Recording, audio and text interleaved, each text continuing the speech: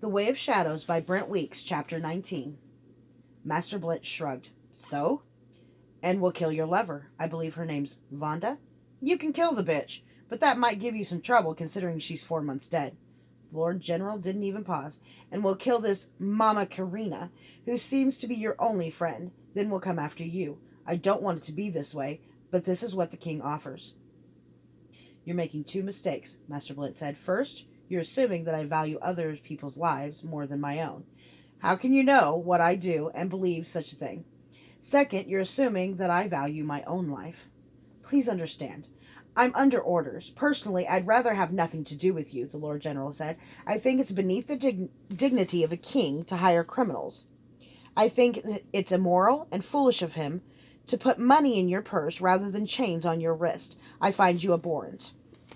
A wreck of a human being, barely resembling what once must have been a man, but the king has decided we need a sellsword like you. I'm a soldier. I've been sent to get you, and I won't fail.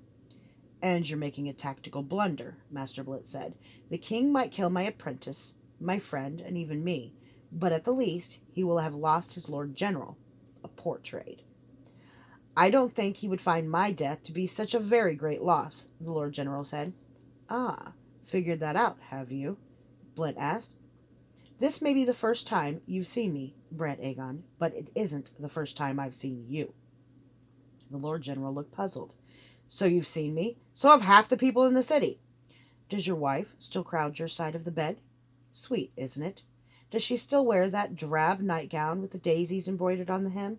You really love her, don't you? Lord General Aegon froze. You call me abhorrent? Durzo asked. You owe me your life. What? Didn't you ever wonder why you got a promotion instead of a knife in your back? From his eyes, even Azoth could tell that the Lord General had. I was in your house the night King David died. When you and Regnus Geyer met, I was to kill your wife as a warning to you. Later the prince would offer you a better marriage to a young noblewoman who would be able to give you sons, and I was authorized to kill both you and Regnus if you were plotting treason.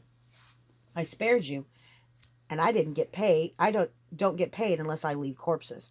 I don't expect your gratitude, Lord General, but I demand your respect. Lord General Aegon's face went gray. You told Aileen that my price was the promotion? He thought he bought me off with a promotion rather than a wife? Azoth could see him mentally reviewing comments he must have heard over the last 4 months, and getting sicker and sicker. Why? You're the illustrious general, the old war hero. You tell me, Durzo sneered. Putting me in charge of the army divided the Sakage's enemies. It kept the king from putting someone he could trust in charge of the military. You bastards have got people everywhere, don't you? Me? I'm just a sellsword.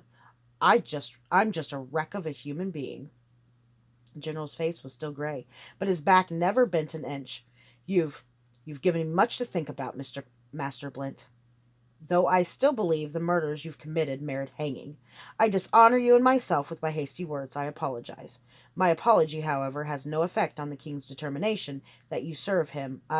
Get out, Master Blint said. Get out. If you reconsider your threats, I'll be here for a few minutes.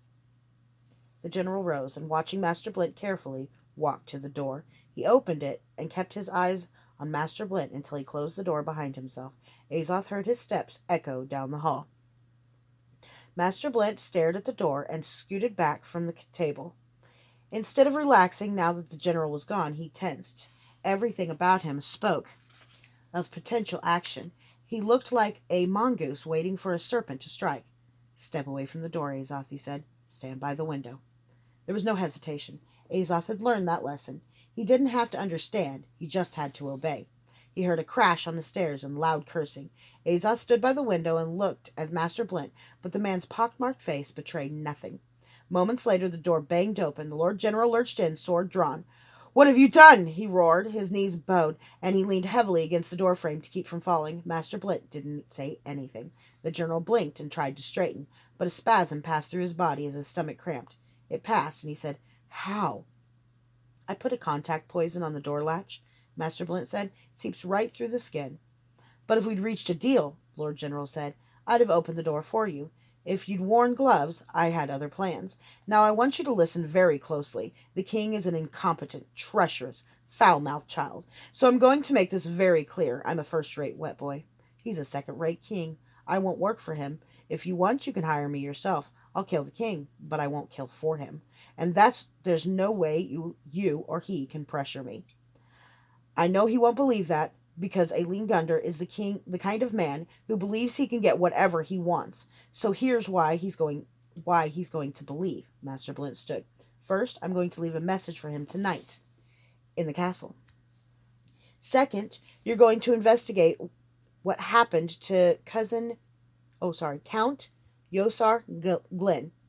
He was the client who betrayed me. Third, there's what has already happened to you. And fourth, do sit, Aegon, and put away the sword. It's insulting. Lord General Aegon crashed into a chair. The long sword fell from his fingers. He didn't appear to have the strength to pick it up. Regardless, his eyes were still clear, and he was hearing every word Master Blint said. Lord General, I don't care who he kills. I know you have this inn surrounded, that there's a crossbowman covering the windows of this room. They don't matter. More importantly, the king's threats don't matter. I will be no man's lapdog. I serve who I will, when I will, and I will never serve Elaine Gunder. Azoth, come here. Azoth went to his master, wondering why Blint had used his name. He stood in front of Master Blint, who rested his hands on Azoth's shoulders and turned him to face General Aegon. Azoth here is my best apprentice. He's agile. He's smart. He learns things after being told once. He works tirelessly. Azoth, tell the general what you've learned about life. Without hesitation, Azoth said, Life is empty. Life is meaningless. When we take a life, we aren't taking anything of value. Wet boys are killers. That's all we do. That's all we are. There are no poets in the bitter business. Lord General, Blint said, are you with me? I'm with you, the general said, fire raging in his eyes. Master Blint's voice was ice.